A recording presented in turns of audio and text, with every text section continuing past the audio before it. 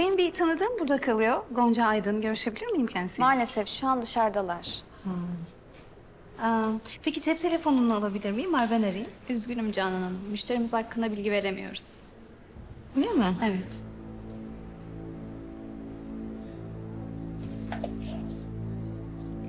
Sen bir daha düşün bakayım güzelim.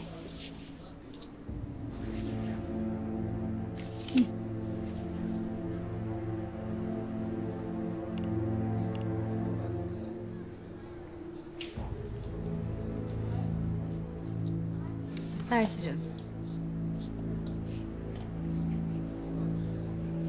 İyi çalıştın ha. Evet. Telefonu çalıyor.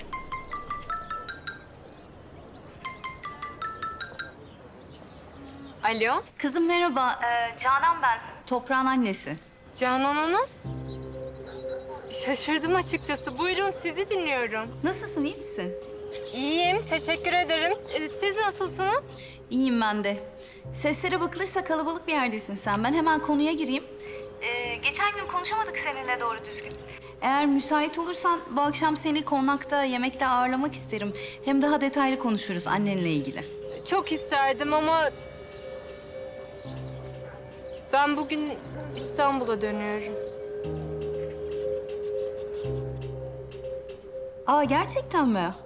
Dönüyorsun demek. Öyle gerekti. Ne yapalım? Sağlık olsun. Yani tabii bu arada bence senin için en doğru karar da buydu da. Neyse artık.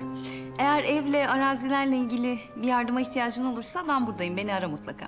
Zannetmiyorum. Yine de teşekkürler. Rica ederim. Hadi sana iyi yolculuklar. Merhaba. Tahir Aydın. Çıkış yapacağım da bir de çantayı bir süreliğine emanete alabilir misiniz? Tabii efendim. Teşekkür ederim.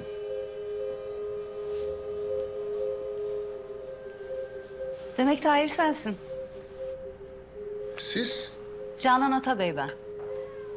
Öyle mi? Ne istiyorsunuz? Kızınızla konuşmak istemiştim ama burada değilmiş. Bakın hanımefendi, kocanız da siz de kızımdan uzak durun. Biz de size bayılmıyoruz zaten.